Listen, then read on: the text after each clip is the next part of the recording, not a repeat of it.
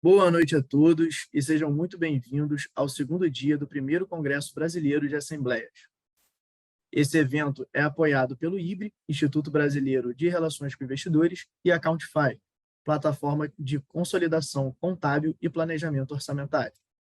E organizado, é claro, pela Tem Meetings, maior fornecedora de plataforma de assembleia de acionistas, que, inclusive, em breve, estamos chegando aí na marca de 300 assembleias de acionistas já realizadas. O foco do nosso congresso é abordar os temas mais relevantes relacionados às assembleias para trazermos boas práticas e trocas de experiências entre os profissionais de RI, jurídico e societário. E para fazer isso, contamos nada menos do que a parceria dos maiores escritórios societários e representantes da B3 e CVM. Antes de mais nada, gostaria de agradecer aos nossos apoiadores e parceiros e os mais de 50 conectados aqui hoje com a gente. Então, o evento está começando, a gente tem 5 minutinhos, ainda tem mais gente aí para se conectar.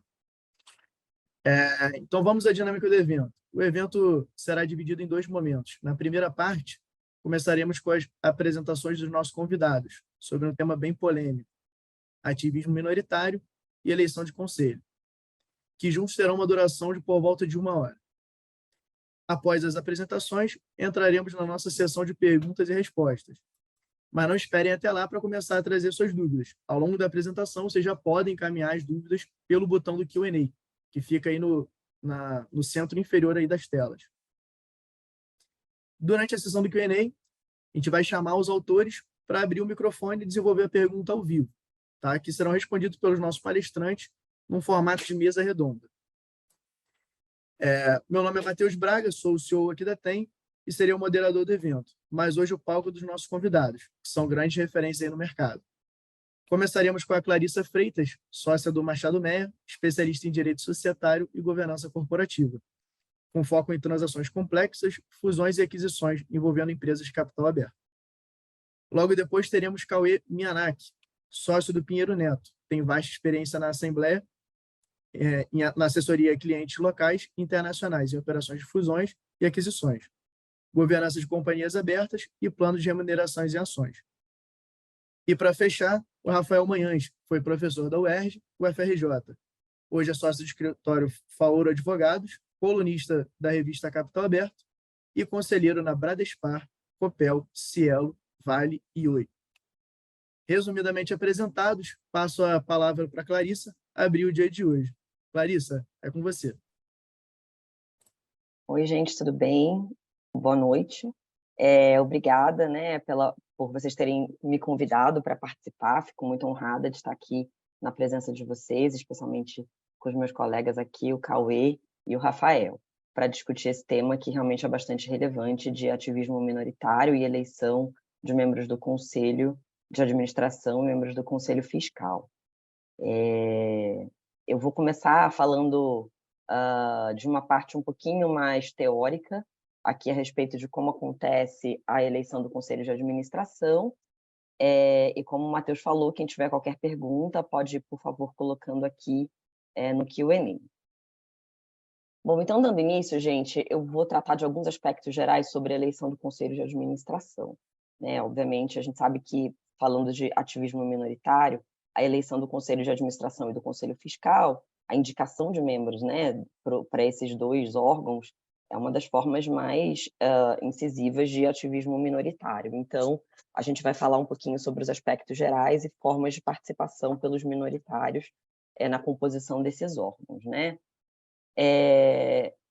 Sobre as formas de eleição para o Conselho, existem duas formas básicas, né, de eleição, digamos, majoritária, na qual participam todo o colégio eleitoral, ou seja, os acionistas controladores e os acionistas minoritários, e a eleição, nesses casos, ela pode ser feita ou por chapa ou por vaga, né, sendo que na eleição por chapa, os votos são atribuídos àquele conjunto de pessoas que está ali definido na chapa, e na eleição por vaga, os votos são atribuídos a cada um dos membros, a cada um dos indicados individualmente.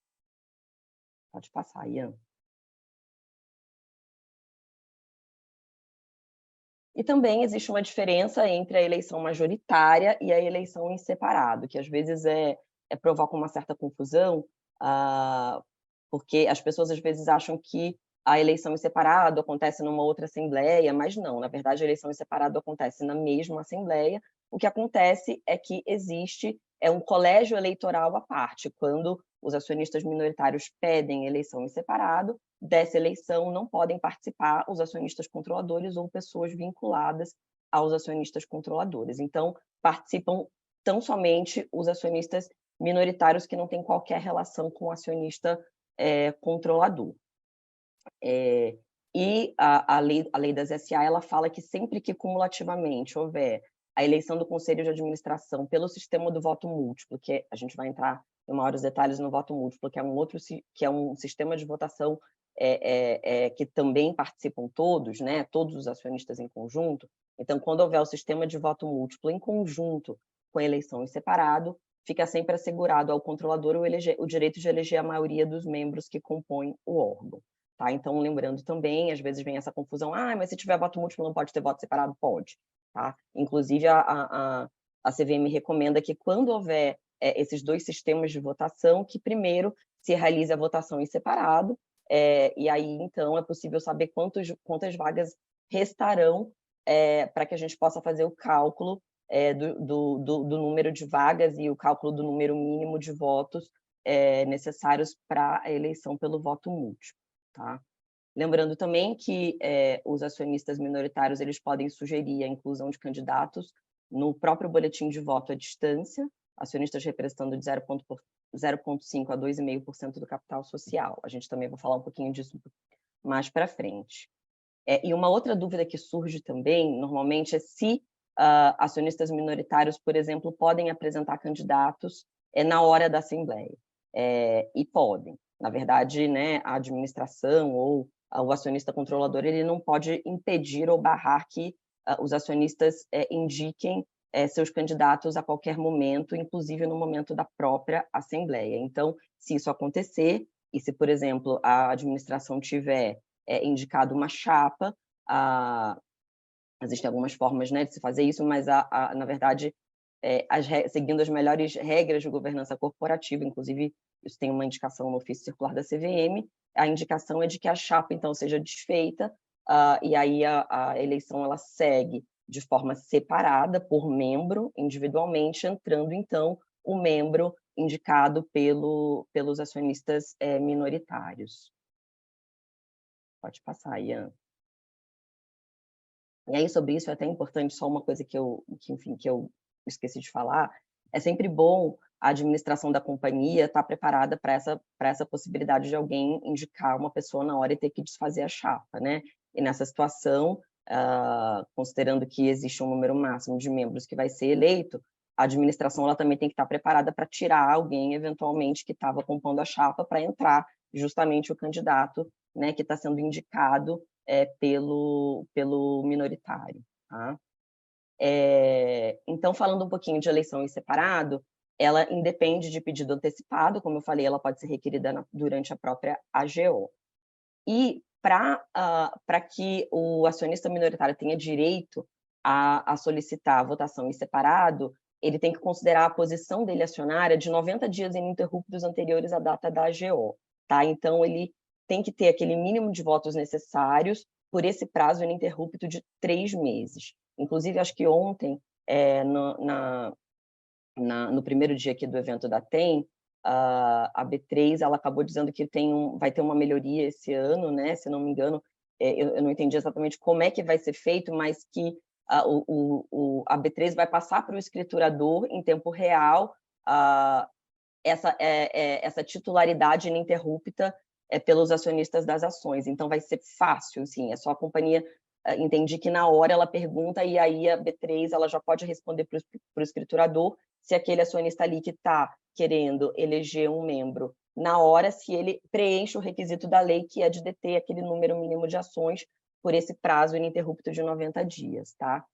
E lembrando que o percentual mínimo para poder eleger é de 15% para as ações com direito a voto e 10% para as ações sem direito a voto, sendo que se nem as ações com direito a voto e nem as ações sem direito a voto tiverem esses percentuais, elas podem se juntar, se aglutinar, e aí o quórum para isso, então, passa a ser de 10%. das ações combinadas. E tem também um entendimento da CVM a respeito dessa participação mínima, que se o emissor ele tiver apenas ações ordinárias emitidas, então a CVM entende que esse quórum para a eleição ele vai ser de 10%, ou seja, ele segue o percentual menor que está estabelecido em lei. Lembrando também que as ações utilizadas na eleição em separado, elas não podem ser utilizadas na eleição majoritária. Então, se o acionista ele optar por eleger em separado, ele não vai poder usar essas mesmas ações para eleger um candidato, para tentar eleger um candidato pelo voto múltiplo. Então, ele vai ter que escolher qual é a forma de votação que ele tem mais chance de eleger aquele candidato que ele pretende. Enfim, utilizar essas ações em um sistema de votação ou em outro. Tá? Em um outro ponto que eu falei aqui já anteriormente, é que quando a gente tem, né, quando a companhia tem ela, um número mínimo de membros e um número máximo de membros para o conselho, compete, então, à Assembleia Geral ela definir, antes de aberta a votação, qual é esse número exato de membros que vai concorrer para o Conselho de Administração. E lembrando também que, no ofício circular, a CVM ela pede que, se possível, seja recomendável que a proposta da administração ela apresente os possíveis cenários, considerando os diferentes sistemas de votação que podem ser adotados, né? Então, como é que ficaria se o sistema de votação em separado fosse adotado e como é que seria mais ou menos o cenário num sistema de voto múltiplo? Pode passar. E aqui algumas perguntinhas que normalmente a gente recebe, a gente acho que até já recebeu pelo Q&A, quando as pessoas estavam aqui se inscrevendo para participar aqui do evento, se existe a possibilidade de alguns acionistas que tiverem pedido eleição em separado e na data da Assembleia não tiverem mais aquele quórum necessário. Com relação a isso, o quórum necessário para eleição em separado, ele é verificado no momento da Assembleia. Então, se no momento da Assembleia, aquele acionista que sinalizou lá atrás que gostaria de indicar um candidato em separado, ele não tiver mais aquele número de ações, aquele pedido dele ele não será processado, enfim, ele não vai poder eleger aquele membro, porque na data da Assembleia, digamos, é o momento em que tem que ser verificado se ele preenche os requisitos legais. Aqui pode passar. E aqui se é recomendável às companhias que enviem aviso aos acionistas, né, com a indicação de candidatos que tenham sido feitas por minoritários. Aqui também é uma prática de boa, uma indicação de boa prática, inclusive também tem no ofício circular que, no momento em que os acionistas minoritários indiquem para a companhia que tem um candidato, que a companhia divulgue um aviso aos acionistas e, se possível, reapresente a proposta da administração com a indicação daquele membro que foi indicado pelos acionistas minoritários e com as informações que são necessárias, como o currículo e aqueles outros itens do formulário de referência que normalmente são necessários. E, se der tempo, a companhia também deve fazer a reapresentação do boletim. Lembrando que o prazo máximo é de 20 dias antes da Assembleia para que essa representação seja feita com a indicação do nome indicado pelo minoritário. E aqui uma outra pergunta também que foi recebida, se o conselheiro efetivo ele pode acumular o cargo de conselheiro suplente de um outro membro, tá? E o nosso entendimento é que não poderia. Primeiro, o conselho de administração, no conselho suplente, ele não é obrigatório, né? Diferentemente do que a gente vê no conselho fiscal, mas se houver a eleição de suplentes, então não pode haver acumulação de cargos entre um efetivo e um suplente. Até porque seria impraticável, né, que esse membro do conselho, enfim, conseguisse atuar ao mesmo tempo nessas duas funções. E aqui, passando rapidamente, né, também pelo voto múltiplo, como é que funciona, a gente vai tentar explicar mais ou menos como é que funciona a eleição do voto múltiplo. Primeiro, pela lei das SA, acionistas titulares de 10% têm direito, né, podem requerer a adoção do voto múltiplo, e lembrando que tem a resolução da CVM 70, que reduz esse quórum a depender do capital social da companhia. Então, esse quórum pode variar entre 5% até 10%. Então, é sempre bom que as companhias, obviamente, verifiquem qual é o quórum, porque, inclusive, isso tem que constar do edital de convocação também, qual é o quórum mínimo para que os acionistas possam solicitar o voto múltiplo, né? E lembrando que o voto múltiplo ele tem que ser solicitado até 48 horas antes da realização da assembleia, e se ele for solicitado, a administração da companhia tem que divulgar um aviso aos acionistas informando que X% do capital social solicitou a adoção do procedimento do voto múltiplo. Você pode passar também. E aí o que acontece? Se a administração da companhia tiver anteriormente, né, indicado que a votação seria por chapa, essa chapa vai cair e a eleição ela vai ser feita toda através do voto múltiplo.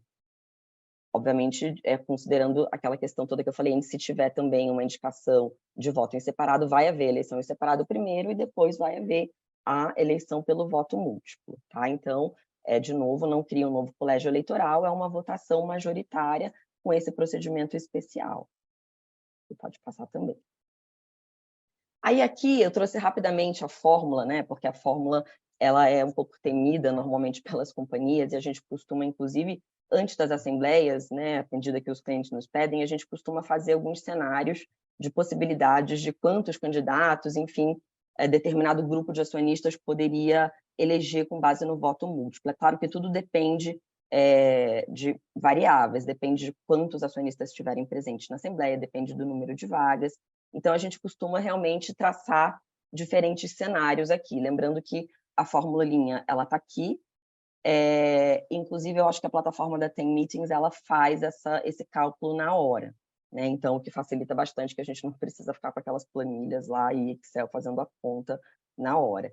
Então, basicamente, a conta vai depender do número de votos necessários para eleger um membro, né? Na verdade, para a gente chegar a esse número de votos necessário, a gente precisa do número de cargos em disputa e do número de ações que são admitidas à votação. Então, aqui fazendo uma simulação, por exemplo, num cenário 1, que você tem 100% de presença de acionistas, cenário 2, 75%, um cenário 3, que você tenha 65% de presença, e um cenário 4, que você tenha 58% de presença. Aqui, por exemplo, a gente teria um grupo de acionistas chamado acionista A e acionista B. Então, aqui seria um questionamento em relação a quantos membros esse grupo A conseguiria eleger, tá? Então, podemos passar, Ian, por favor. Fazendo a fórmula para o primeiro cenário, o número mágico que a gente chama seria esse total aqui de 303 milhões de ações, tá? Então, esse é, digamos assim, o número mínimo de acordo com a fórmula e de acordo com o cenário A, ou seja, comparecendo 100% dos acionistas, o número mínimo que os acionistas precisam ter para indicar um candidato. Lembrando que o que se tem que fazer é pegar o número de votos de cada um dos acionistas e multiplicar por esse número mínimo, por esse número mágico, e aí a gente consegue ver mais ou menos quantos candidatos esse grupo de acionistas, ou esse acionista em particular, vai conseguir eleger. Então, aqui, por exemplo, no nosso cenário 1, o que acontece é que, tendo o grupo A, né, esse número de votos aqui, 1.331.700.048, ele consegue eleger pelo menos um candidato com certeza, porque aí a gente vai fazendo uma conta de diminuição, ou seja, ele elege o candidato 1, ainda sobra 1 bilhão de ações, ele elege o candidato 2, ainda sobram 724, elege o candidato 3, ainda sobram 421, elege o candidato 4, ainda sobram 118. E aí, para o candidato 5, 6 e 7, ele já não teria o número de ações suficiente para eleger. Tá? Então, é claro que isso é enfim, é uma previsão, porque não necessariamente os candidatos eles vão dividir exatamente, pode ser que eles joguem todas as suas ações ou o maior número de ações em um candidato ou dois, mas é mais ou menos uma média para que a gente possa ter uma ideia, tá? E aí, Ian, passando, por favor. Fazendo a mesma conta nos cenários 2, 3 e 4, aqui já no cenário 2 o número mágico é de 227, porque a gente tem aqui um quórum menor, né, um colégio eleitoral menor, e aí nesse cenário o grupo A ele consegue eleger 5 candidatos e não elege 2 candidatos. E aí pode passar, por favor. No cenário 3, ele só não consegue eleger um candidato, porque diminuiu ainda mais o quórum. E, finalmente, no cenário 4, ele elege todos os candidatos, tá? Então, assim, são formas que a gente consegue fazer utilizando a fórmula, são cenários diferentes que, muitas vezes, é prático para que as companhias possam visualizar o que pode acontecer no dia da Assembleia, tá? Podemos passar. E aqui só falando um pouquinho dessa questão de como é que fica a eleição do Conselho de Administração num contexto de boletim de voto à distância. A gente sabe que o voto à distância é obrigatório, né, nesses cenários em que haja uma GO, a GE é para eleger membros do Conselho de Administração, ou nos casos em que há acumulação de uma GO com uma AGE. Podemos passar. E aqui são aquelas regras básicas que a gente só trouxe aqui para lembrar rapidamente, mas acho que todo mundo já está careca de saber, né? Qual é o conteúdo mínimo do boletim de voto, que tem que ter todas as matérias incluídas na ordem do dia, orientação sobre como enviar esse voto e as formalidades para que ele seja considerado válido, e a companhia tem que disponibilizar esse boletim de voto com 30 dias de antecedência, e o acionista, ele, no prazo de até 7 dias, tem que enviar esse voto ou diretamente à companhia, ou por meio do seu custodiante ou do escriturador das ações da companhia. Podemos passar também.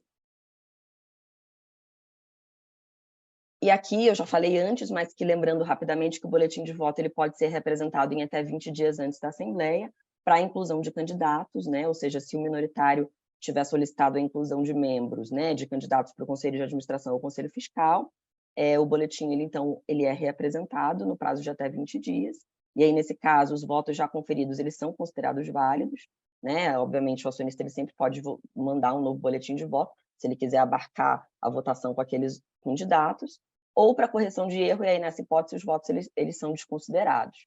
E aí, nessa situação, a companhia ela precisa também reapresentar o boletim e enviar um comunicado ao mercado falando por que esse boletim de voto ele foi reapresentado, essa questão da validade ou invalidade dos votos já conferidos e da data limite para os acionistas encaminhar uma nova instrução e uma recomendação para que o acionista possa enviar de novo voto, se ele assim o quiser, tá? E lembrando também que a companhia pode sempre retirar da ordem do dia as matérias que tenham sido propostas por ela mesma, né, ou pelo controlador, e se isso acontecer, esses votos eles também são desconsiderados. E aqui eu só quis trazer rapidamente também, trazer aqui algumas partes, né, da própria resolução 81, para explicar mais ou menos como é que se preenche, né? É bastante difícil explicar, especialmente para acionista estrangeiro, como é que funciona esse preenchimento, mas acho que a gente pode passar aqui, porque aqui é só uma explicação geral. Aqui a gente trouxe aqui os extratinhos, né, da 81, do anexo. Então, aqui lembrando que o boletim de voto ele sempre tenta trazer para o papel aquilo que acontece ou que pode acontecer no dia da Assembleia. Então, são inúmeras variáveis e a gente é uma tentativa de prever o que vai acontecer no dia, né? Então, nem sempre a gente consegue prever tudo através enfim, do boletim de voto à distância, mas consegue se prever bastante coisa. Então, existe a possibilidade do acionista dizer no boletim de voto se ele quer ou não adotar o voto múltiplo, no caso de se for apenas uma chapa, se ele vota para aprovar ou rejeitar aquela chapa, e aí se um membro, por exemplo, deixa de integrar a chapa, se ainda assim o acionista ele continua com a intenção de dar o voto dele naquela chapa, ou se ele prefere não dar o voto dele, e também a possibilidade de, num caso de a administração propor uma chapa, se acontecer uma votação por voto múltiplo depois, o que acontece? Ou seja, as ações que ele tinha votado anteriormente, considerando uma votação por chapa, elas se mantêm? Sim ou não? Ou seja, na verdade, essa distribuição ela é feita de modo uniforme entre cada um dos candidatos, considerando que a chapa, né, vai se desfazer, ou se o acionista ele prefere, na verdade, distribuir os votos de uma outra forma, sem considerar percentualmente exatamente o mesmo número para cada um dos candidatos, né? E também a possibilidade, né, de, se tiver mais de uma chapa, ele escolher o número da chapa que ele quiser. Aqui pode passar. E aqui também existe a possibilidade de, se não for uma eleição por chapa, o acionista escolher através do boletim de voto se ele vota no candidato 1, 2, 3 ou 4, então ele pode escolher aqui nominalmente qual é o candidato, né?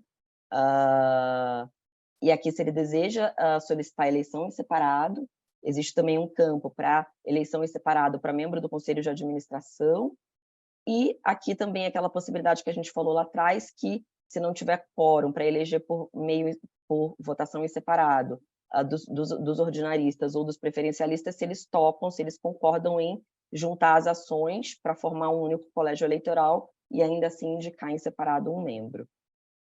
Pode passar. E aqui eu já falei, enfim, o pedido de inclusão de propostas, aqui só tem os prazos, né, que os candidatos, que os acionistas minoritários eles têm para poder indicar um membro para o Conselho de Administração do Conselho Fiscal e de indicação de propostas também para serem incluídas no boletim de voto à distância. Lembrando que essas solicitações elas podem ser revogadas a qualquer tempo. Aqui acho que a gente já falou também essa questão de retirada do pedido de voto múltiplo. Se ocorrer antes da Assembleia, pode acontecer, e se houver tempo hábil, a companhia ela, então deve publicar aviso aos acionistas, e se não há tempo hábil, desconsidera-se então os votos recebidos. Aqui a gente só trouxe um exemplo também do que aconteceu com a Eletrobras, que divulgou um aviso aos acionistas, primeiramente dizendo que acionistas minoritários haviam solicitado a votação por voto múltiplo, mas que no dia da Assembleia, como vocês podem ver aqui na ata da GO, houve a desistência por parte desses mesmos acionistas. Então, isso pode acontecer.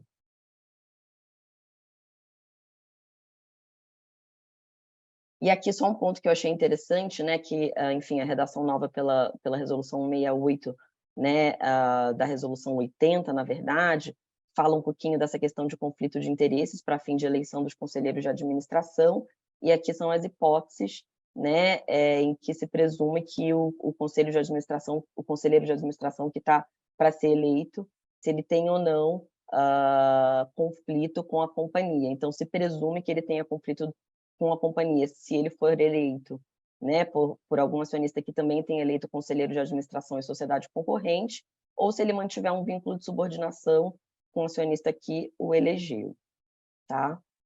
E um outro ponto também aqui que a gente achou interessante é que a CVM ela não pode recusar propostas de inclusão de deliberações de candidatos que, em tese, tenham conflito de interesses. Ele pode sugerir, mas ele não pode votar, nesse caso. Mas ele pode sugerir temas para que sejam incluídos na proposta.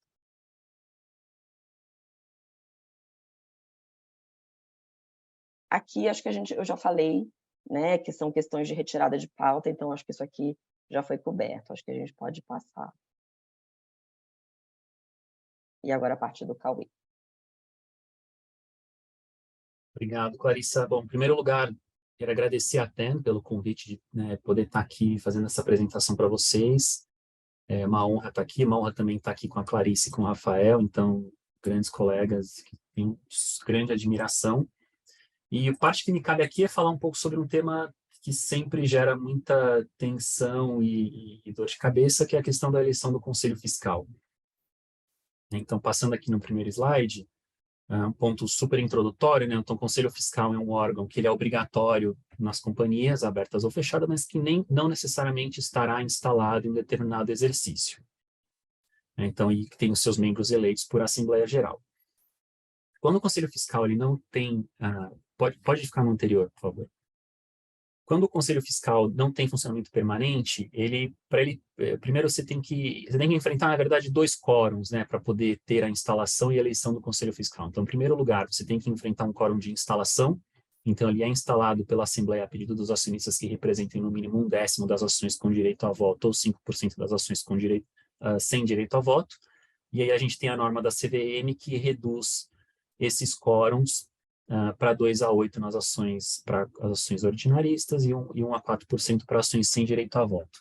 E aí o que a gente vai ver é que como os números, os valores do capital social ali da tabela, eles são relativamente baixos, eu acho que na prática o que a gente costuma ver é para ações com direito a voto, esse percentual acaba ficando em 2% do capital e ações sem direito a voto, esse percentual fica em 1%. Então, o que significa, né? Então, se houver um pedido de acionistas representando pelo menos 2% ou 1%, dependendo do tipo de ação, você vence o primeiro quórum, que é o quórum de instalação do Conselho Fiscal. Pode passar. Bom, aí, vencido o quórum de instalação, você entra no quais são os requisitos para eleição do membro do Conselho Fiscal.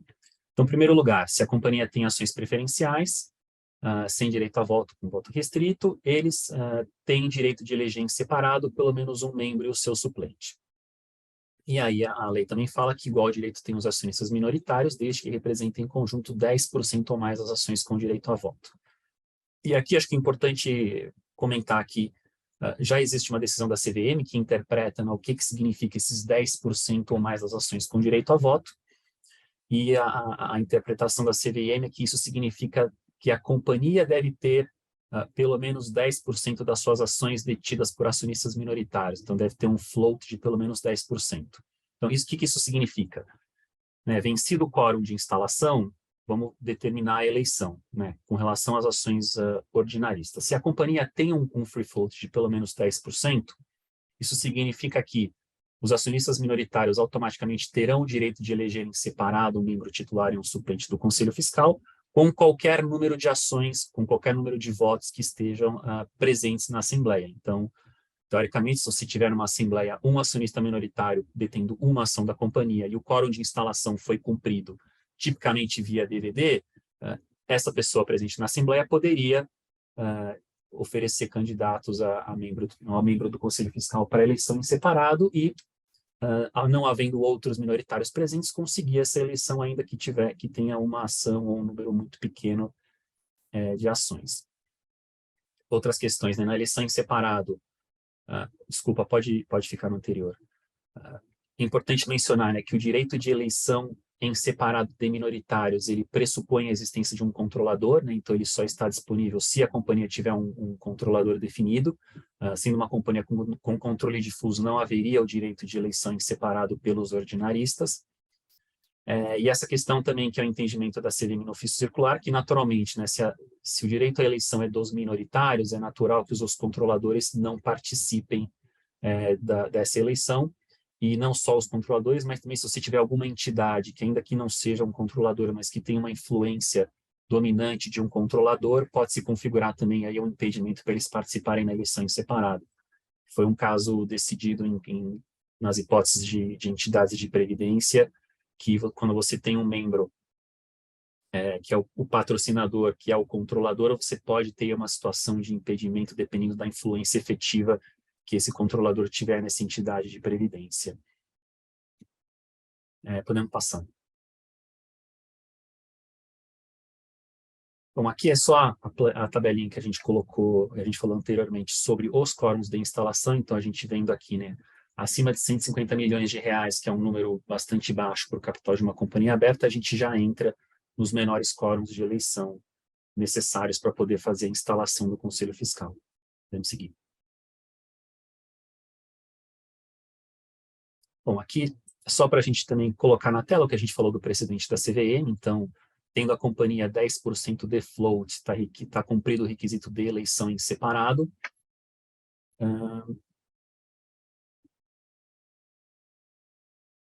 E acho que aqui é importante, a gente vai falar um pouco mais para frente, na segunda decisão, que tem também essa decisão do colegiado da CVM, que fala que se os acionistas minoritários eles não indicarem candidatos para eleição em separado, o controlador teria a faculdade, mas não a obrigação, de eleger o candidato para ocupar o cargo que seria preenchido em eleição em separado. E que caso o controlador não exerça essa faculdade, a eleição ficaria a cargo dos acionistas presentes, enfim, se eles, independente de participação, se eles trouxessem os nomes e colocassem a votação. E aí a gente tem também a indicação do ofício circular, de que uma vez instalado o Conselho Fiscal, a eleição dos membros é obrigatória. Então, são duas informações importantes aqui para uma discussão que a gente vai ter. Não pode passar. Bom, que é a questão do boletim de voto à distância. Então, acho que primeiro, dando um passo atrás, primeiro, como é que funciona o boletim de voto à distância para Conselho Fiscal? Então, a rigor, você não é obrigado a eleger, a fazer a eleição do Conselho Fiscal via BVD. A sua obrigação é colocar a pergunta. Você tem que colocar a pergunta no BVD. Você quer solicitar a instalação do Conselho Fiscal? E aí não necessariamente você precisa colocar a questão de eleição, porque nem sempre você vai ter indicação, né, já no momento do BVD para ter os nomes para colocar no Conselho Fiscal. Então, se você estando num cenário em que ou o controlador decidiu já colocar os nomes para eleição no BVD, ou no caso em que os acionistas minoritários desde já, né, colocaram os nomes para eleição no BVD, aí você tem que seguir essa regrinha aqui, que é colocar, enfim, se houver somente uma chapa formulada como proposta, você tem que indicar o autor para que o acionista possa saber, né, quem fez aquela proposta para ele poder exercer o direito de voto. Se você tiver várias chapas, né, o acionista tem que ter a opção de votar em uma delas. E se você tiver uma disputa entre candidatos, o acionista tem que ter a opção de eleger quantos candidatos, quanto forem o número de vagas. E aí também dá essa opção de, se ele quer, né, se você já não tiver, né, a eleição em separado solicitada, de você dar, desculpa, se ele sempre vai ter a opção de escolher se ele quer participar da eleição em geral ou da eleição em separado, né, lembrando que se ele participa de uma, ele não participa da outra. Pode passar.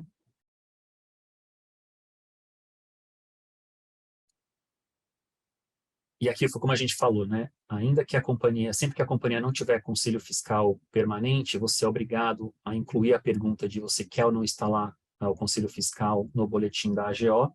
E lembrando que se você fizer uma AGE que contar com o BVD e você não tiver o conselho fiscal instalado, você também tem que colocar a pergunta de instalação do conselho fiscal.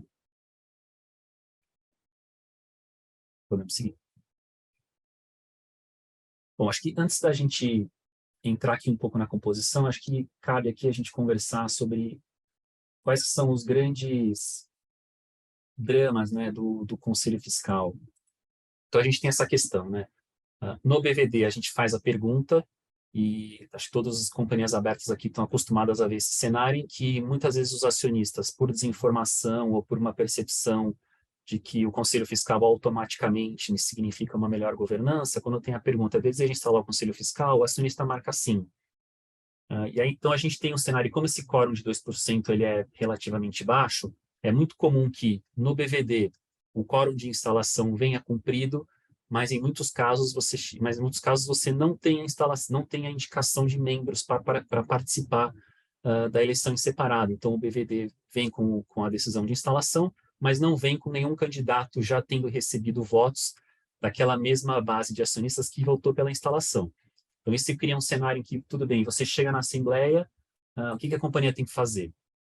Né, chegamos no momento de instalação do Conselho Fiscal, a mesa informa, olha, o quórum de instalação do Conselho Fiscal foi cumprido, por orientação da CVM, a gente tem que dar sequência à eleição dos membros.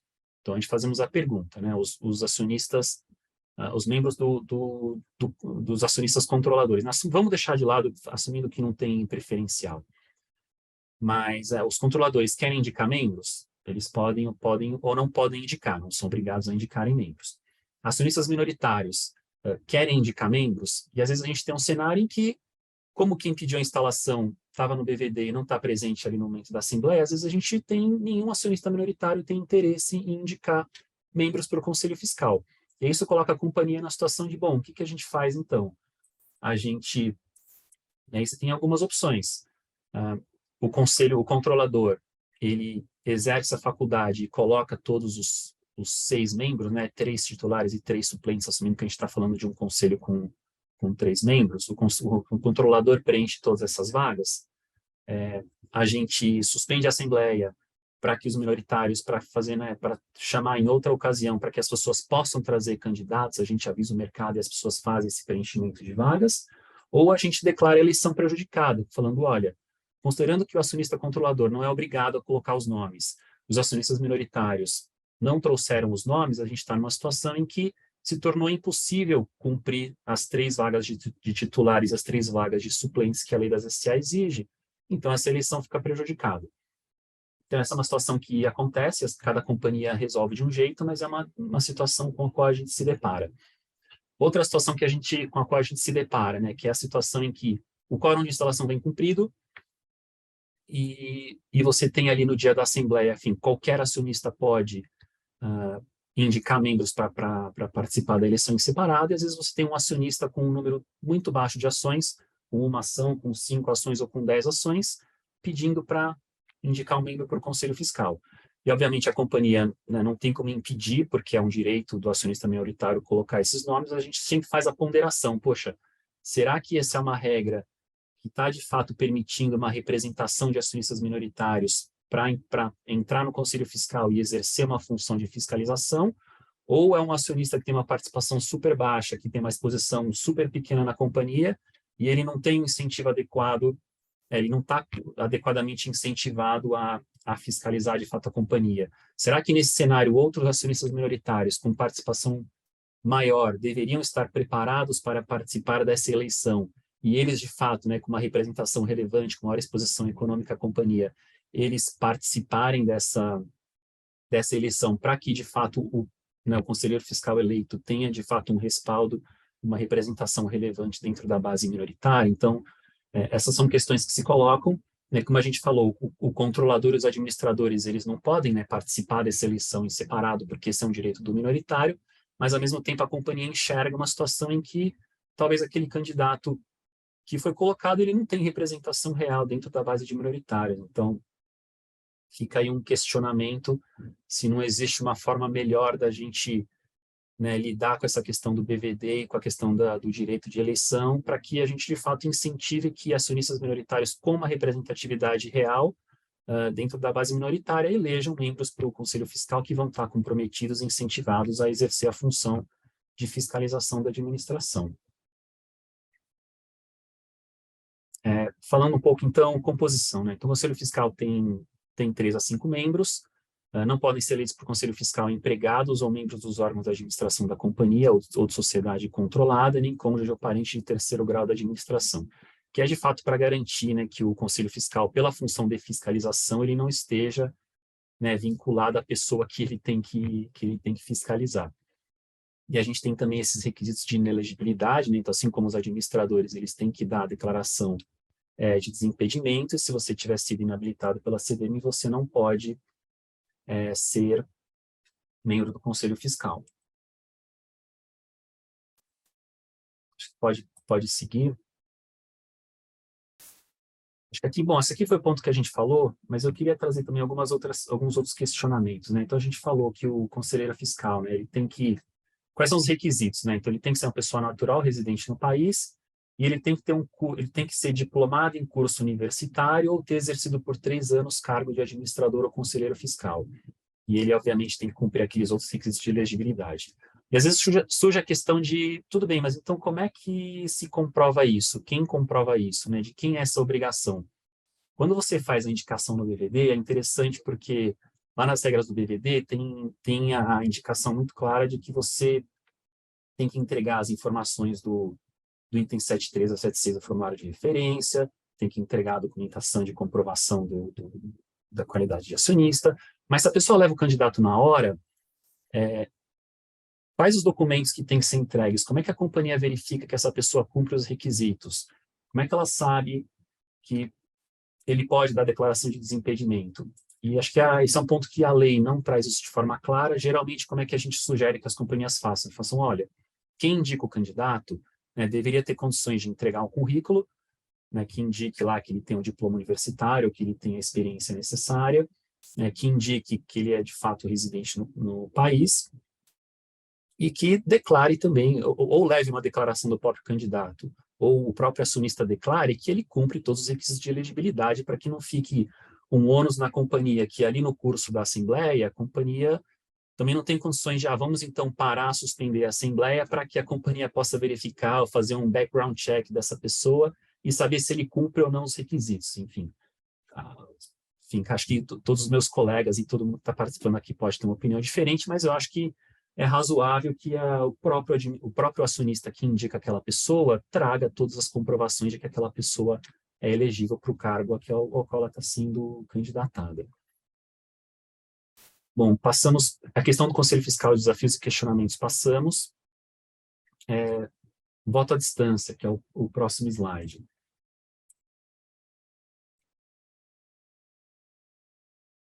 Bom, acho que aqui a gente passou também.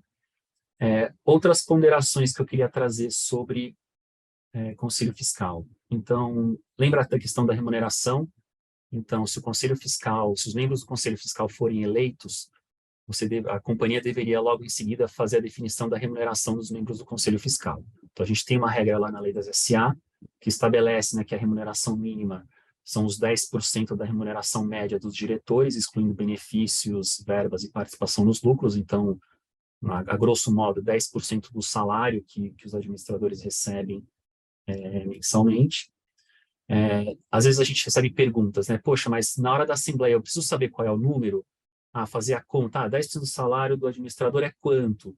E acho que, enfim, isso não necessariamente você precisa ter aquilo ali na hora.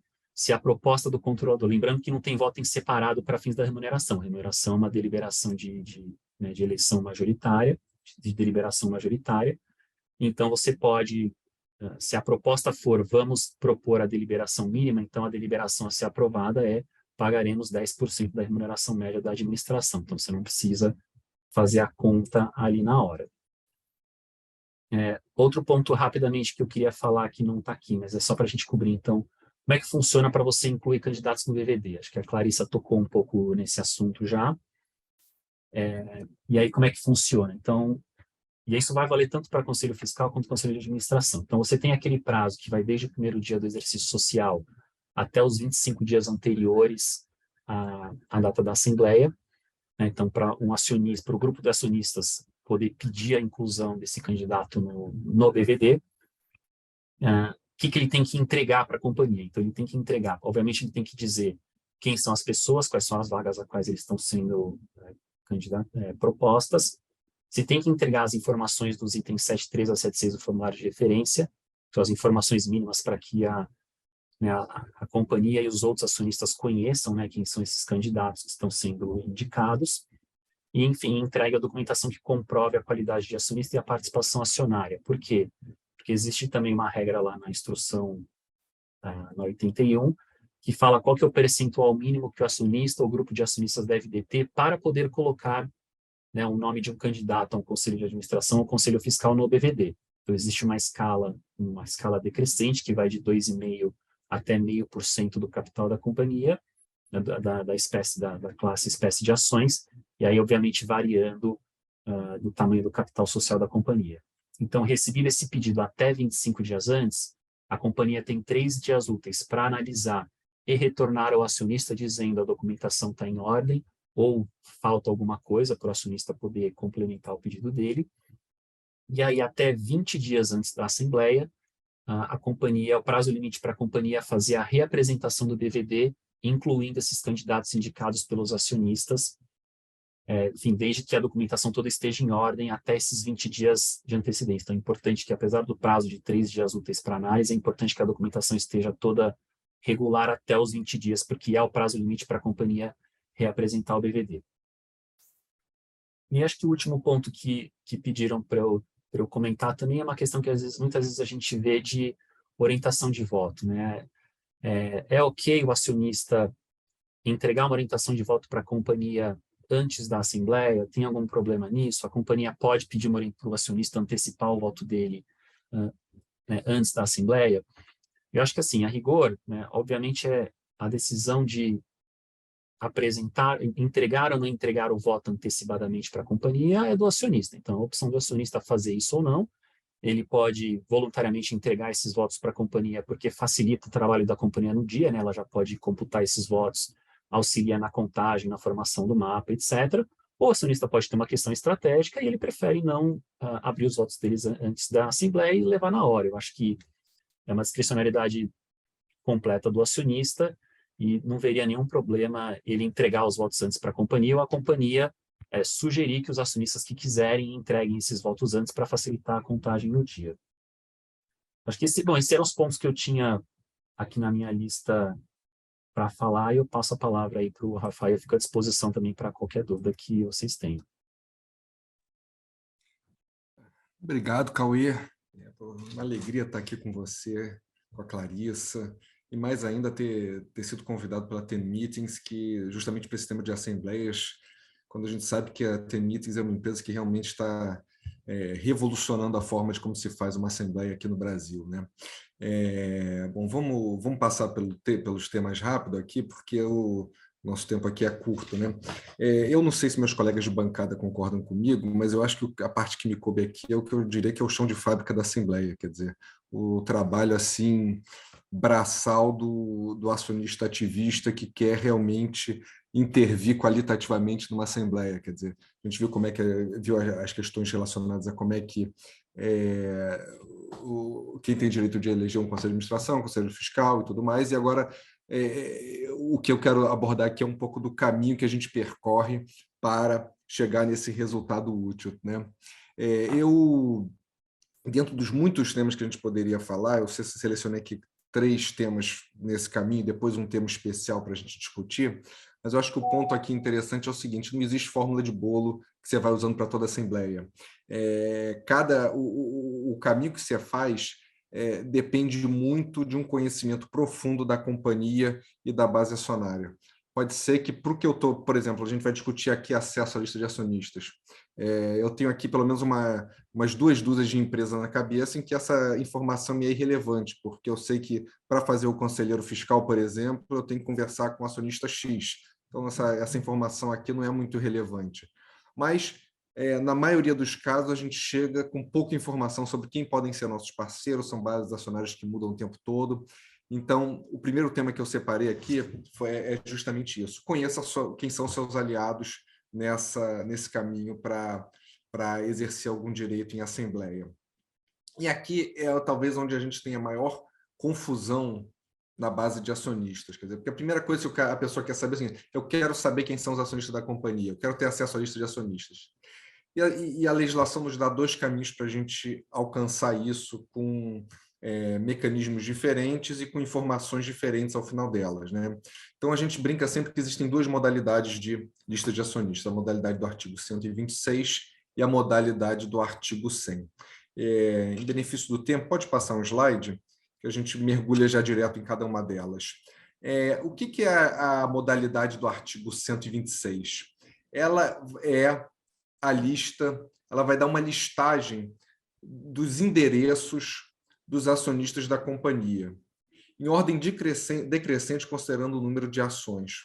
Ou seja, se você, por meio dela, você vai receber uma listagem com 10 mil nomes, seguidos do endereço dessa pessoa, ou desse fundo, ou dessa coisa, e a partir dali você consegue identificar quem são aqueles acionistas que estão ali dentro de uma ordem de importância. E você consegue, a partir daí, saber com quem que você tem que interagir. Problemas, ela não contém a participação societária. Então, você não sabe se, por exemplo, se o 6º nome da lista ele tem 5% do capital social ou se tem 0,001% do capital social. Então, uma informação um pouco incompleta essa lista do artigo 126. E, complicando ainda mais, como a lei fala para você discriminar em ordem decrescente, considerando o número de ações, a maioria das companhias não segrega nem acionista ordinarista e preferencialista. Então, também isso é mais uma dificuldade na informação que você recebe. Pode passar, por favor, Matheus. Quais são os requisitos? Ser acionista detentor de ações com ou sem voto que represente 0,5% no mínimo do capital social. Então, você tem já uma barreira de entrada para obter essa informação. Mas é só 0,5%. Vai ter 0,5% de uma Petrobras, de uma Ambev, de uma Vale. É uma participação assim que, para valores monetários, são poucos os acionistas da base acionária que conseguem atingir esse requisito. Finalidade. A finalidade, veja bem, a lei diz que você pode obter a lista de endereços. Então, na verdade, o objetivo é que você, de alguma maneira, contacte esses acionistas para pedir para ele uma procuração para representá-los na Assembleia. E existe um terceiro requisito que é muito interessante, que é o seguinte: haja uma Assembleia em vias de se realizar. E quando é que isso acontece? Em 3 situações. A primeira, obviamente, é quando tem uma... Não estou seguindo a ordem não do slide. A primeira é quando a gente tem, obviamente, uma convocação de uma Assembleia. Uma coisa que é muito comum, que acontece em reestruturações societárias, é algum dia eu vou convocar uma assembleia, fato relevante, algum dia eu vou convocar uma assembleia para aprovar uma reestruturação. Entre esse fato relevante e a aprovação e a deliberação em assembleia tem meses e meses e meses. Mas pelo fato relevante, a lei já permite que você peça a lista de acionistas. E o caso que eu acho mais interessante é simplesmente de você estar no começo de um exercício social sabendo que vai ter uma Assembleia Geral Ordinária que vai aprovar as contas. Então, só você estar naquele período já te legitima a pedir a lista de acionistas. Existe requisitos formais, que é declarar a finalidade declarar a finalidade. Antigamente exigia-se o reconhecimento de firma, não se exige mais. Então, declarou a finalidade, atendeu os requisitos, você tem direito a essa lista. Pode passar, por favor, Matheus. Já falamos aqui desses problemas que vem à lista, tem momento certo, tem requisito a informação não é boa, você tem requisito de capital social, mas é a maneira mais fácil de você conseguir essa informação que pode já te satisfazer. Tem poucos casos, poucas vezes isso aí deu problema. Eu, na verdade, na minha experiência, isso aqui só deu problema uma vez, que eu chamo aqui de caso Cielo, que é o seguinte: a gente pediu na empresa, e os casos que foram julgados pela CVM, eu trouxe aqui com o nome, para quem se interessar poder procurar. A gente pediu uma lista e eles me deram uma lista sem identificação do nome do acionista, porque a lei fala em lista de endereços. Então, eu recebi 200 páginas de endereço, supostamente do acionista na ordem de importância, mas que me era completamente inútil à finalidade. Mas imaginem, por exemplo, quantos acionistas ali estavam localizados no endereço do BNY Mellon, do BTG, do Bradesco, uns 500 mil. Eu não sabia nem para onde, quem que eu tinha que procurar lá dentro. Foi a única vez que eu tive esse problema, mas que já foi superado e ninguém mais faz esse tipo de coisa. Pode passar, por favor? A outra modalidade é a do artigo 100, que eu diria que é o que todo mundo gostaria de ter, mas que ninguém na prática consegue. Porque o que é? É a certidão do livro de registro de ações nominativas, onde você vai, aí sim, ter as informações que você gostaria de ter. Você vai saber que João, que daquela lista lá estava em 8º, tem 252 ações. Não vai ter a informação de que ele é o 8º da lista e o que isso significa, você nunca sabe direito ao certo. O problema é o seguinte: por que eu digo que você nunca vai conseguir? Primeiro, porque a CVM tem um precedente bastante consolidado de que essa lista não se destina à mobilização para assembleias gerais. Então, quando você tem uma assembleia geral em vez de acontecer, e se você quiser ter acesso a essa lista, não vai acontecer. Você vai conseguir essa informação quando você conseguir correlacionar a necessidade dessa lista com um direito a ser defendido, uma situação de interesse a ser esclarecida, o que é muito difícil você conseguir associar, por exemplo, a uma assembleia para a eleição de conselheiro de administração. Pode passar, por favor. Então, basicamente, aqui a única justificativa é comprovar, indicar esse direito a ser defendido ou a situação de interesse do solicitante ou do mercado de valores imobiliários e essa relação entre causa e efeito. Por que eu preciso da certidão para isso? Eu vou dizer para os senhores que enquanto na outra nunca dá problema, tirando às vezes um outro aspecto, a companhia tem um prazo de 3 dias úteis para te entregar. Às vezes eles descumprem o prazo, mas isso aí é cada vez mais raro. Isso aqui, não tem prazo para atender, sempre dá problema, você nunca consegue a informação. Agora, do recurso, da negativa ou da falta de resposta, que às vezes é até mais comum, cabe recurso à Comissão de Valores Imobiliários. Então, você tem farta jurisprudência da CVM sobre as situações em que você pode ou não pedir esse tipo de informação, e já lhes adianto, não adianta tentar pedir para assuntos relacionados à Assembleia, salvo numa hipótese específica, quando você precisa preencher algum quórum legal para exercer algum direito. Aí pode ser que você consiga justificar a necessidade dessa informação. Pode passar? Então, acho que a gente já falou.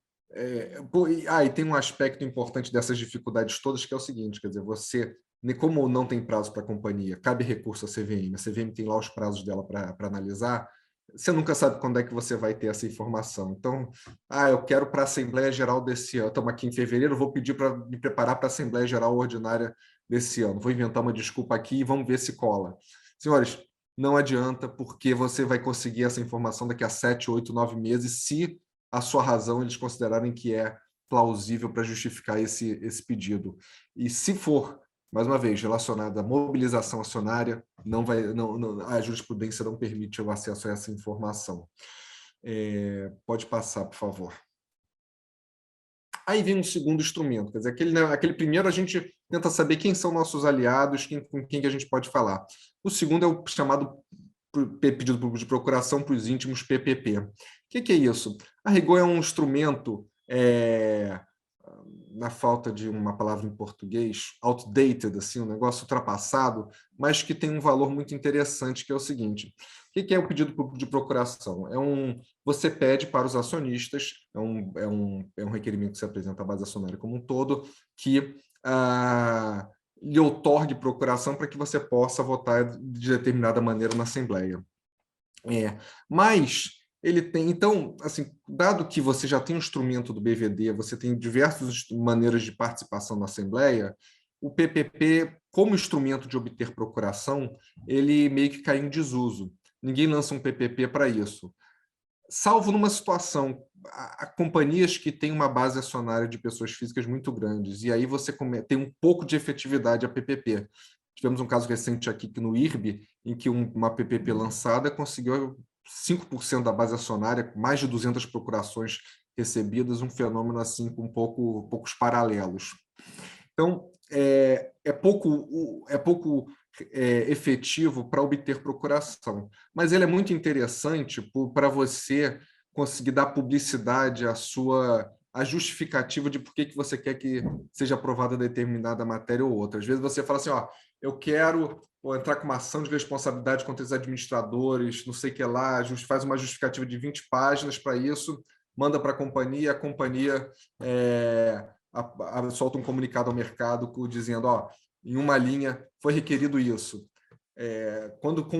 Pelo PPP você consegue dar uma certa publicidade para a sua motivação de fazer isso, aquela medida dentro de uma assembleia. Mas também, por outro lado, então, quer dizer, esse é um lado positivo. O outro lado que você tem que observar é que o PPP, na verdade, ele é uma obrigação legal quando você atua de maneira como é que eu posso dizer, a tentar mobilizar ostensivamente a base acionária. Então, em alguns casos, você é obrigado a lançar o PPP. Quais situações são essas? Uma, quando você pede procuração por meios públicos de comunicação, aquela coisa do twitteiro, né? O cara chega lá no Twitter, manda a procuração para mim que eu quero votar na Assembleia. Você tem que seguir o rito da PPP para fazer isso. Quando você faz um pedido dirigido a mais de 5 acionistas, no caso da administração do acionista controlador, ou a mais de 10 acionistas, quando você for promovido por outras pessoas, como, por exemplo, um acionista minoritário. Então, quando você faz esse pedido de procuração para 10 pessoas ou mais, você tem que lançar uma PPP. Pode passar, Matheus? Quais são as obrigações? Dirigir-se a todos os acionistas com direito de voto na AG, por um dos meios definidos na CVM, que é basicamente publicação no jornal, mecanismos de votação à distância. Você tem que fornecer uma minuta de procuração para que o destinatário do PPP possa votar. Agora, é interessante que você tem que, nessa procuração, indicar um procurador para votar contra, para rejeitar ou para se abster. Tem que mandar um conjunto de informações que são definidos na resolução, salvo engano, 81, e tem que encaminhar todo esse material na véspera para que a companhia possa também dar ampla publicidade a isso e aí alcançar aquele objetivo, né? Esse é um instrumento do PPP, tem que ser sempre um instrumento muito técnico e com muitas preocupações para quem faz, né? Quer dizer, você tem uma série de informações que precisam prestar, principalmente sobre o seu interesse, expondo o seu interesse naquela deliberação. Pode passar, por favor, Matheus. Acho que a gente já falou sobre isso. E aqui só tem um ponto que é interessante a gente tratar, que é o problema da lista de acionistas. Quer dizer, só correlacionando, aquela lista de acionistas de endereços, ela é diretamente ligada a esse pedido público de procuração. Ou seja, você pede os endereços, na verdade, na lógica da lei, para você poder mandar o pedido de procuração por carta. Então, você já vê que o negócio assim, é um instrumento já arcaico e que, para a sua finalidade original, é muito pouco usual. Pode passar, Matheus. Outro instrumento, outra coisa poderosíssima em muitas assembleias são as consultorias de votos. O que é isso? Imaginem, senhores, que vocês têm um fundo estrangeiro que tem que participar de 5.000 assembleias ao longo no mundo inteiro, de todas as jurisdições possíveis. E ele, evidentemente, não tem a equipe para fazer uma análise fundamentada de por que ele vai votar contra ou a favor as 200.000 propostas da administração que são apresentadas todo ano. Então, o que ele faz? Ele contrata uma consultoria de voto e essa consultoria de voto vai, a partir de informações públicas, vai fazer uma análise independente sobre o que ela considera, como que ela considera que o acionista pode votar. E aí ela vai dar a orientação dela. Por exemplo, se ela entende que não há um disclosure muito grande sobre a proposta de aprovação de remuneração, a consultoria de voto vai recomendar aos acionistas que rejeitem. Quando que isso é muito importante? É muito importante, principalmente quando você tem uma base de estrangeiros muito grande, que é quem faz uso desse serviço. E empresas que têm essa base acionista muito relevante, essa base dos gringos, você acaba tendo que ter a recomendação dessas empresas é definidor do sucesso da proposta do acionista ativista, né?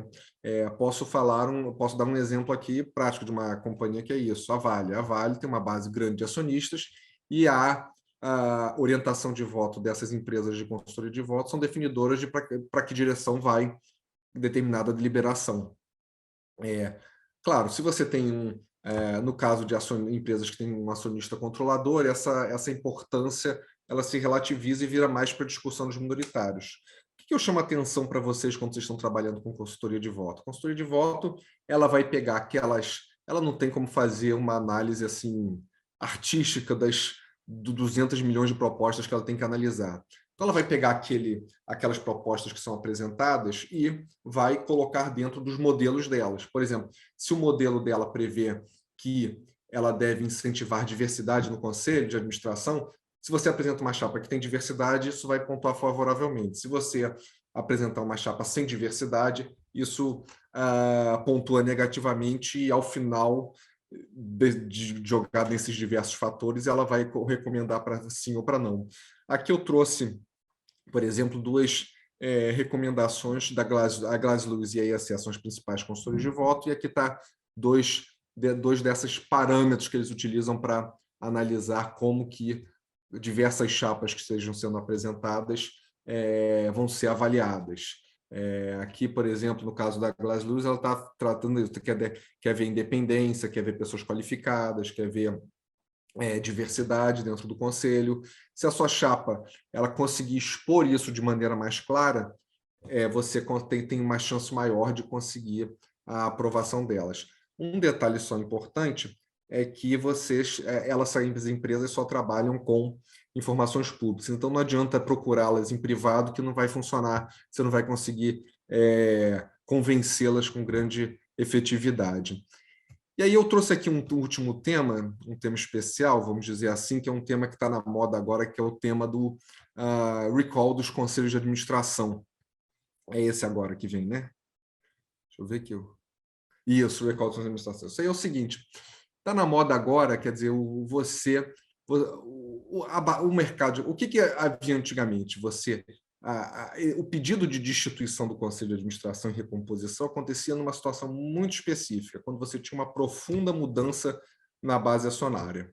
Por exemplo, você tinha um controlador, havia uma alienação de controle.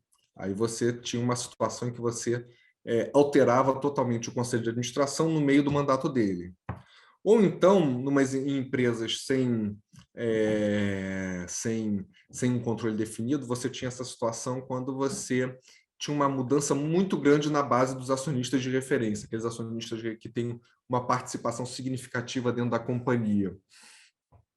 Só que agora a gente está caminhando num cenário onde você tem muitas empresas com acionistas de referência cada vez mais enxugados e até mesmo o caso de True Corporation, quer dizer, empresas que sequer acionistas de referência têm.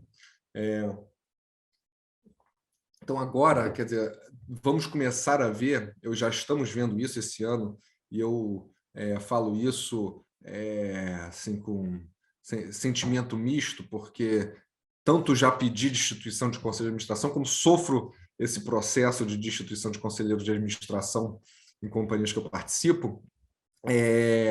Então, isso daí é uma realidade cada vez mais presente. E por que é isso? Quer dizer, tem esse aspecto estrutural das True Corporation, dos acionistas de referência cada vez mais enxugados, que permitem esse movimento de destituição do conselho no meio do mandato, e você ainda vai ter, e você tem a CVM, que fez uma flexibilização muito importante, que é acho que foi a Clarissa que mencionou a resolução 70, que já tinha sido antecedida por alguma instrução normativa, que eu esqueci o número, 467, salvo engano, que diminuiu o percentual necessário para fazer a convocação de uma assembleia para pedir a destituição do conselho.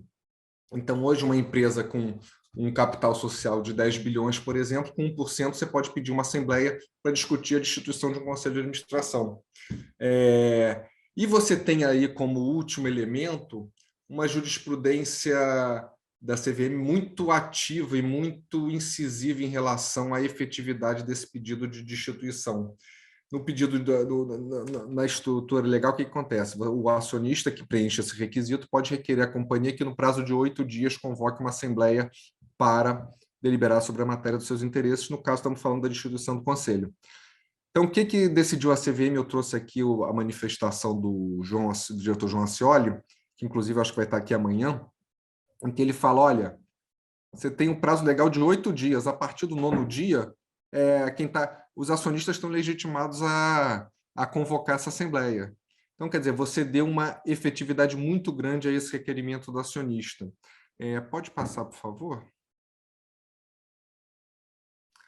Então, como é que isso funciona na prática? São 3 etapas desse processo aí, eu acho que isso aí é muito importante ter na cabeça. Quer dizer, qual é a primeira etapa? É isso que a gente falou. O acionista requer a convocação de uma assembleia. Então, você tem que atingir o percentual legal e apresentar uma justificativa basicamente sucinta de por que você quer isso. Aí tem 2 versões, tá? Aqui a gente está nesse ambiente de ampla transparência, é importante que vocês saibam que existem 2 versões. Existe a versão branda, em que ele vai pedir a discussão da destituição do acionista, e existe a versão hardcore, que seria ele pedir uma ação de responsabilidade contra o Conselho de Administração. E aí, por força da lei, se você aprova essa ação de responsabilidade, automaticamente você tem a destituição dos acionistas e você precisa recompor o órgão. Então, esses são os 2 caminhos. Isso da ordem do dia. Essa ordem do dia vai ser votada em assembleia, né, convocada na forma que a gente conversou, e aí você vai ter um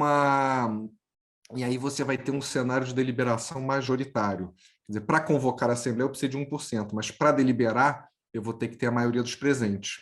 Então, muitas vezes tem havido movimento de convocar a Assembleia até como uma maneira de expressar uma insatisfação, uma crítica ao Conselho de Administração, mas quando se chega na Assembleia não se tem os votos necessários para concluir esse processo de destituição. E a terceira etapa, quer dizer, caso seja deliberado a destituição ou a aprovação de responsabilidade, aí você passa à eleição do Conselho de Administração. E aí você tem, é como se você começasse um Conselho de Administração do zero naquele momento, né?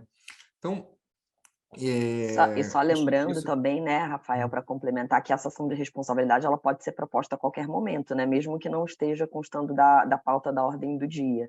Então, Exatamente. também é um instrumento bastante forte. Então, às vezes, não necessariamente precisa estar na ordem do dia, né, na convocação, e o acionista, na hora, sugerir como pauta, e essa pauta tem que ser incluída, né, tem que ser votada. Exatamente. Então, quer dizer, com a crescente, vamos dizer assim, esse ativismo num lado mais agressivo da base minoritária, a gente vai começar a ver esses movimentos cada vez mais frequentes. Quer dizer, o recall do Conselho de Administração, que há 10 anos atrás era uma exceção que você já conseguia verificar, entender, presumir há tempos com base nessas modificações na base acionária, hoje em dia você já não pode partir dessa premissa. Quer dizer, qualquer Você pode, num AGO, de repente, que não tem eleição do conselho naquele momento, ter essa discussão e, eventualmente, fazer uma recomposição surpresa do conselho de administração naquela assembleia, né? Que pode mudar todo o direcionamento estratégico da companhia, né? Enfim, para isso, na verdade, né? Uma mudança brutal, não esperada. Exatamente. Aí você vai ter a situação que você pode ter uma assembleia, por exemplo, de aprovação das contas que não tenha nada mais para ser deliberado, você ter uma situação numa True Corporation, alguém aparece com 5% pedindo ação, e a consequência é a imediata recomposição do conselho. E aí tem os nomes prontos, porque aqueles que estavam lá atrás e que acabaram de ser destituídos não podem ser reconduzidos nesse cenário. Achei esse E aí tema acho super que isso eu interessante. encerrei a minha parte, Matheus. Bom, muito obrigado, Rafael. Antes de passar para a sessão de perguntas e respostas, queria lembrar aos participantes que estão aqui presentes que, ao final do evento, quando a gente terminar, para que não fechem a guia do Zoom, porque vocês vão ser direcionados a uma pesquisa de feedback. E aí, essa pesquisa também tem lá uma perguntinha, que pergunta se você tem interesse que a nossa equipe faça uma apresentação da plataforma. Tá? No evento passado, ontem, muitas pessoas responderam essa pergunta e estavam no modo anônimo. Então, a gente não soube com quem que a gente iria conversar. Então, que essas pessoas também aproveitem para responder nesse feedback de hoje, tá? Bom, dito isso, vou pedir para o nosso operador, o Luiz, puxar o videozinho de introdução para o nosso Q&A.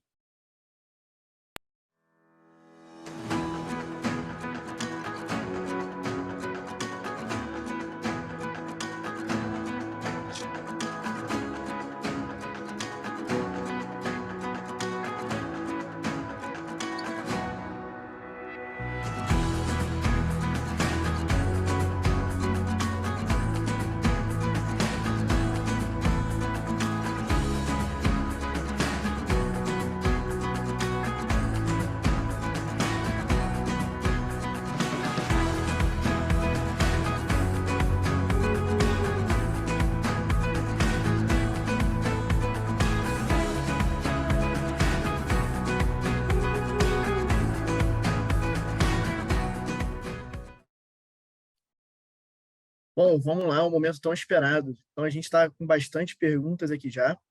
E a primeira pergunta vem da Marisa Bonfilho. Marisa, a gente vai abrir seu áudio aí para que você possa desenvolver a sua pergunta aí ao vivo.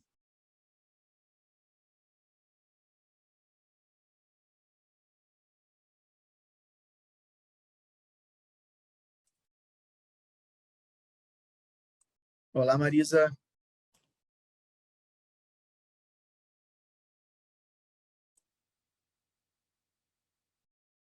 Bom, a Marisa acho que está com algum problema para abrir o microfone. Aí, Então, agora vai.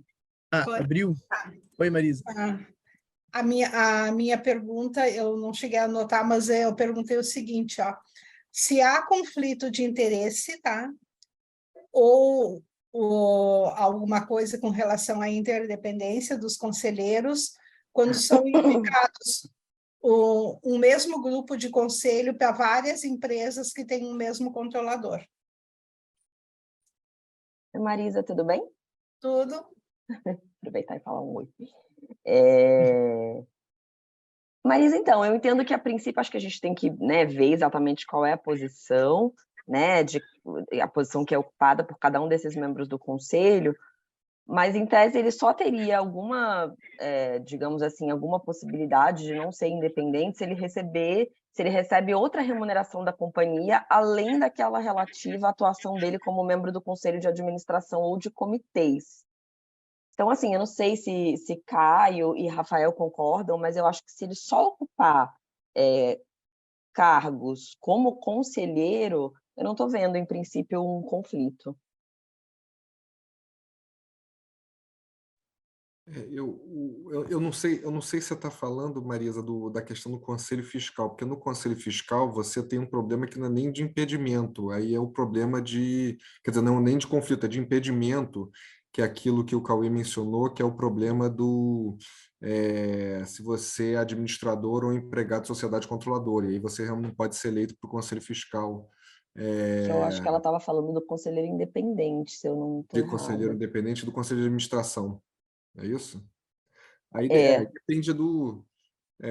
exatamente. Aí é a questão da Clarissa.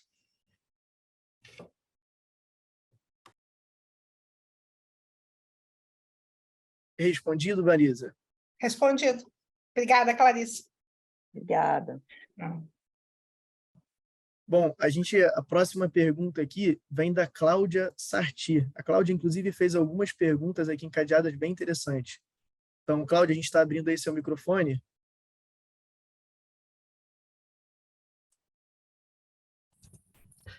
Oi, boa noite. Eu tenho duas perguntas sobre remuneração e as minhas perguntas são sobre o Conselho Fiscal. Com relação à remuneração do suplente, eu queria saber qual que é a prática mais comum. Tem empresa que paga para o suplente mensal, não paga, divide. Queria saber como que tem sido a prática com relação à remuneração do suplente. E na remuneração do Conselho Fiscal, como um todo, né, sempre que houver uma alteração, se for a base 10%, né, da média da remuneração da diretoria, sempre que tiver uma alteração na remuneração dos diretores no decorrer do ano, a remuneração do Conselho Fiscal tem que ser ajustada para mais ou para menos, conforme o caso, ou a gente fixa o valor da remuneração lá na data da Assembleia e fica essa mesma remuneração por todo o período. E a terceira pergunta é bem prática, assim, de BVD, na companhia com o Conselho Fiscal que não é permanente, se tiver indicação de candidato pelos minoritários, né, quando a gente reapresenta o BVD para incluir esse candidato, o controlador também está obrigado a já incluir os seus candidatos ou ele pode deixar para indicar só na AGO, caso seja instalado de fato o Conselho Fiscal?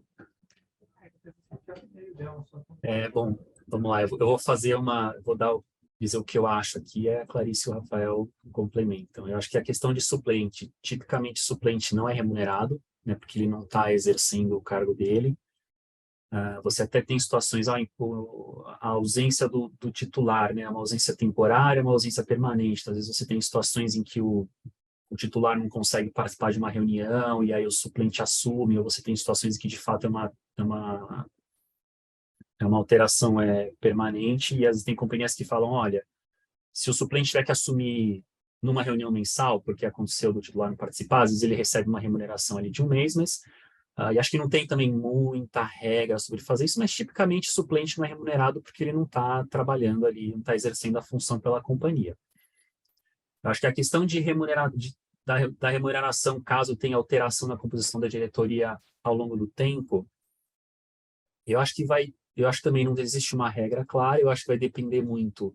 Bom, se você estabeleceu em 10%, eu acho que talvez fique um pouco na esfera da companhia. Olha, a companhia pode calcular 10% do que era o mensal naquele momento, ou ela pode atribuir que é 10% do momento da aprovação com base na proposta da administração e seguir aquela regra. Eu acho que o mais importante é você, né, escolher uma regra, combinar as regras com o teu conselheiro fiscal e não ficar mudando o que você vai adotar no meio do caminho para não criar nenhum desconforto.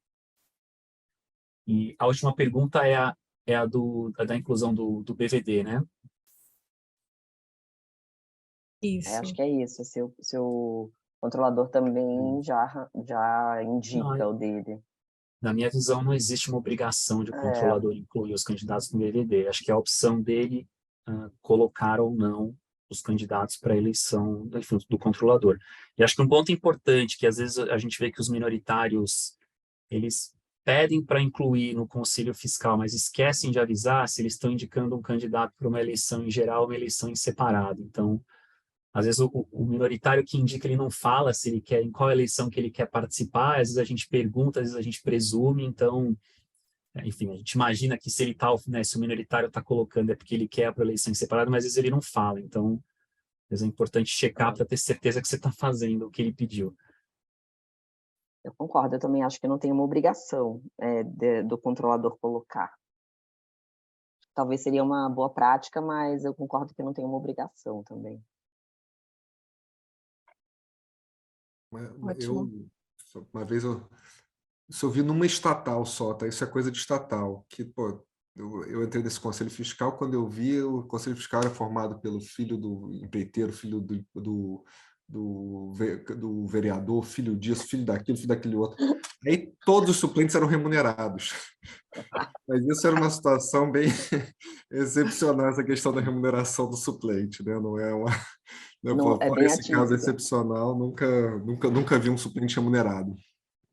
Eu já vi, às vezes, quando acontece de ele ter que substituir, só ele ser remunerado por uma reunião, por exemplo. Você fixa lá quanto é que ele seria, enfim, quanto é que valeria uma reunião, e aí ele recebe por reunião. Mas, de fato, não tem nenhuma regra também.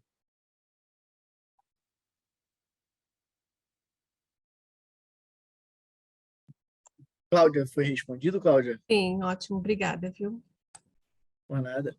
Bom, eu vou ler aqui uma próxima pergunta, que vem do Rodrigo, que diz o seguinte: em uma eleição com voto em separado e múltiplo ao mesmo tempo, o acionista pode votar com parte das ações na votação em separado e guardar outra parte para o voto múltiplo? E aí, antes de vocês começarem a responder até, eu já queria juntar essa pergunta com a da Nicole Sardelli, que acho que fala do mesmo tema. E a Nicole pede para explicar um pouco mais a dinâmica da GO. Nicole, a gente vai abrir o seu áudio também, caso você queira desenvolver e tenha mais algum ponto aí a acrescentar.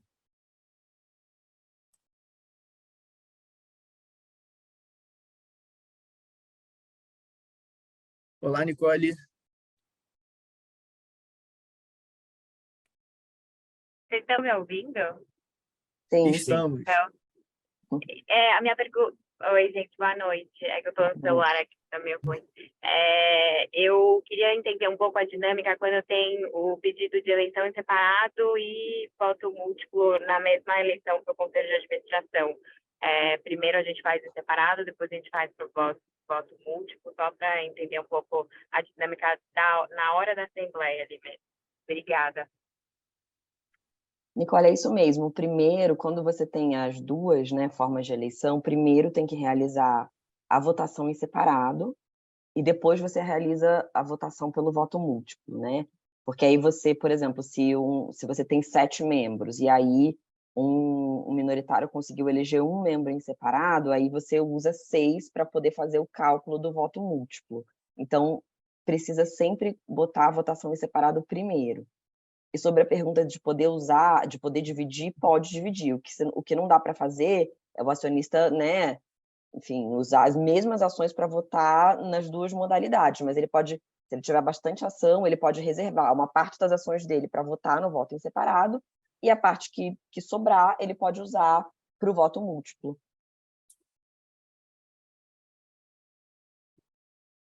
Obrigada, Clarissa.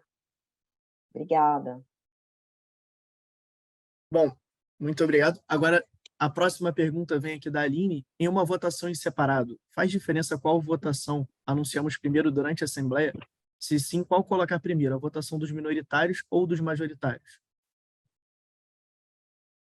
Então, acho que é mais ou menos essa que, né, que a gente respondeu. Primeiro tem que ser a votação em separado, ou seja, a votação pelo colégio, né, eleitoral dos minoritários, e aí depois que essa votação finalizar, faz-se então a votação majoritária, seja ela pelo voto múltiplo, seja ela por chapa, enfim. Bom, bacana. A próxima pergunta aqui vem do Henrique. Então, o Henrique diz o seguinte: boa noite a todos. Cauê, muito obrigado por sua exposição. Conforme você apontou, é possível que um acionista representando uma quantidade muito pequena de ações se candidate ao Conselho Fiscal e, por falta de concorrente, seja eleito. Em 2022, essa prática se difundiu entre acionistas e já foi comum estarem presentes mais de 2 pequenos acionistas concorrendo à vaga do Conselho Fiscal em separado. Ainda assim, é possível que nenhum dos candidatos tenha qualificação para o cargo. Há alguma forma para garantir uma qualificação mínima para o conselheiro fiscal,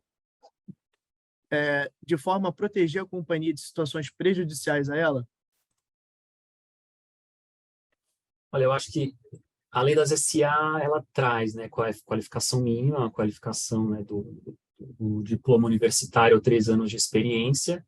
Claro que as pessoas, né, se questionam, será que diploma universitário é o suficiente? Porque diploma universitário pode ser de qualquer formação, não necessariamente uma formação adequada à atuação no Conselho Fiscal, Mas o ponto é que a gente tem que seguir o requisito mínimo que a lei das SA demanda. Então, se a gente tiver uma dúvida sobre uma qualificação adicional, se ele de fato tem experiência para o cargo, eu acho que ali no momento da assembleia é muito difícil, especialmente para o administrador ou para a mesa, né, impedir uma eleição de um candidato que formalmente apresentou ali os requisitos da lei. Uma vez a gente teve um caso num cliente que, enfim, um minoritário indicou e a pessoa era formada em educação física, assim, a gente ele não tinha, né, nenhum tipo de experiência, mas ele preenchia os requisitos da lei das SA, então realmente difícil, né, você barrar. O que a gente aconselha normalmente nesses casos é que, se possível, tenha, enfim, algum outro grupo minoritário que possa indicar um candidato melhor, mas, enfim, o controlador também não tem muito poder sobre isso, né? É complicada essa situação. Tem também a situação inversa, né, que a gente às vezes vê, que é o seguinte, quer dizer, vem um grupo de ações de fundos investidores, pega um acionista, pega uma pessoa extremamente qualificada em contabilidade, não sei o que lá, para participar do conselho fiscal, mas chega na hora, tem o outro lá que indica uma pessoa próxima a ele sem a qualificação adequada, mas com uma participação maior. Então, também, o cenário, vincular essa discussão à participação, eu acho que é desviar do problema, quer dizer, pode ter 1% e indicar uma autoridade no assunto, um especialista em auditoria, e pode ter 10% da companhia indicar o cunhado, né? Acho que o Só para problema ele não é a criar qualificação problema, do né? conselheiro fiscal, exatamente. Bom, a gente tem uma pergunta aqui que achei bem interessante também, da Gabriele, perguntando o seguinte: quanto ao voto múltiplo, é necessário que seja atingido um número mágico ou basta que sejam eleitos os com mais votos? Então, a gente precisa do número mágico, porque a gente precisa, pelo número mágico, a gente consegue ver qual é o número mínimo exatamente de votos que você precisa ter para eleger pelo menos um membro. Então, sem esse número mágico, a gente não consegue ter essa referência. Então, o que você faz é pegar, né, os votos de cada um dos acionistas, você multiplica pelo número de vagas, então o número, né, de ações de cada um desses acionistas multiplica pelo número de vagas disponíveis, mas para você saber efetivamente se esse grupo, né, se esse númerozão de ação consegue eleger pelo menos um, você precisa saber quantas ações você precisa para eleger esse pelo menos um. Então, a gente não consegue dispensar esse número mágico. Porque senão vira uma eleição normal, né, digamos assim, por candidato. Aí o candidato que tem o maior número de vagas. Eu acho que o número mágico, né, existe uma equação para isso, porque ele serve para determinar qual é o número de votos que você precisa ter para garantir que você vai eleger pelo menos um ou mais. Então, você precisa ter um número mágico para garantir que você elege. Agora, é possível eleger com menos votos que o número mágico?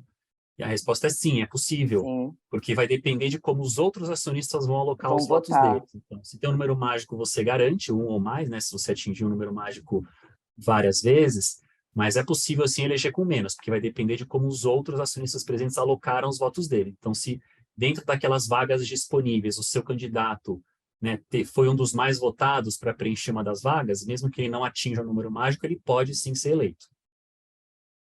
Por isso que às vezes a gente faz toda aquela simulação, mas não necessariamente é o que vai acontecer, né? Porque, enfim, como o Cauê falou, depende muito de como os acionistas vão alocar as ações deles. Eles podem, talvez, alocar todas as ações que eles têm disponíveis em um só candidato, ou eles podem preferir segregar. Então, enfim, é muito da dinâmica do que acontece na hora. Entendi. Então, assim, caso não tenha sido atingido o número mágico por nenhum dos acionistas, ele ainda é aceito, ele ainda é eleito. Por maioria. Ele é uma né, referência só, né? É uma referência para você saber quanto que eu preciso colocar num candidato para assegurar que esse candidato será eleito. Entendi. Então, se o número lá é 330 milhões, se eu botei 330 milhões, eu sei que ele vai ser eleito. Mas pode ser que pela dinâmica, a distribuição não seja a mais racional possível. Aí você, com 50 votos consigo eleger um candidato. Exatamente isso. Ele é uma referência, mas no final do dia, se você tiver 10 vagas, os 10 mais votados vão ser os eleitos, ainda que não atinjam o número mágico. Entendi. Bom, eu vou ler aqui uma pergunta do Marcelo Teixeira, que é uma pergunta, ele diz o seguinte: se desenhado um organograma, o Conselho Fiscal, podemos considerar que está acima do Conselho de Administração? Não, ele não está acima do Conselho de Administração, na verdade, ele está, eu diria que ele está ao lado, porque você tem a Assembleia como órgão soberano e você tem tanto o Conselho de Administração quanto o Conselho Fiscal sendo eleitos pela Assembleia. Então, ainda que você tenha o Conselho Fiscal exercendo funções de fiscalização, eu não diria que ele está acima do Conselho de Administração.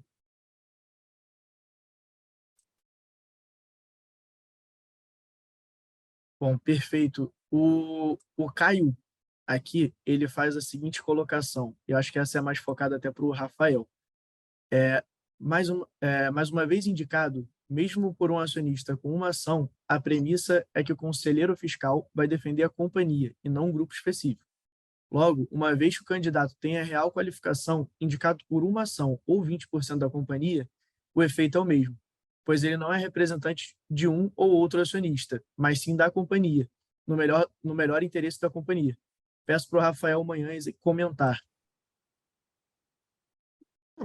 Quer dizer, a gente tem que dividir duas coisas. Uma coisa é requisito. Requisito é ter uma ação para indicar na Assembleia. Requisito é para que o candidato preencha as determinações legais lá. Curso superior, 3 anos de experiência, por aí vai. Então, esse é o requisito. Preencher o requisito, você está apto a ser eleito.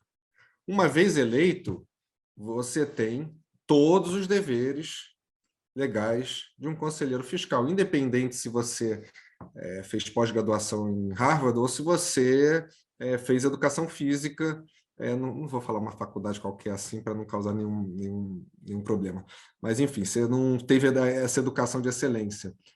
O requisito, o dever legal é o mesmo, então, quer dizer, podemos até discutir qual é a qualificação que a gente gostaria de ter, mas no fim do dia, preencher os requisitos, você é elegível. Uma vez eleito, você tem todos os requisitos legais para cumprir. Deveres fiduciários, deveres perante a companhia, deveres de sigilo, deveres, enfim, todos os deveres legais que são aplicáveis ao conselheiro fiscal. E acho que, complementando, e acho que até o ponto da pergunta, que é, né, o fato de você ter se indicado por um acionista com uma ação com 1 milhão de ações não impacta o candidato. O candidato tem a sua qualificação e a sua formação e é ele que vai exercer o papel na companhia. Mas acho que o ponto que gera o desconforto é que, pelo fato da lei das SA estabelecer um quórum de instalação e um quórum de eleição, quando você tem o quórum de eleição, o quórum de instalação sendo cumprido no BVD por acionistas que não participam da eleição, o ponto é que é um certo desconforto, porque esse acionista que chega na Assembleia com uma ação, ele não está sendo apoiado por aquele corpo de acionistas que pediu a instalação, ele está vindo ali por conta própria e aproveitando um quórum de instalação que foi cumprido por outros acionistas que provavelmente não tinham interesse no Conselho Fiscal, porque sequer indicaram um candidato. Então, acho que esse é o desconforto do que é causado, infelizmente, acho que pela própria dinâmica de como funciona a eleição do Conselho Fiscal.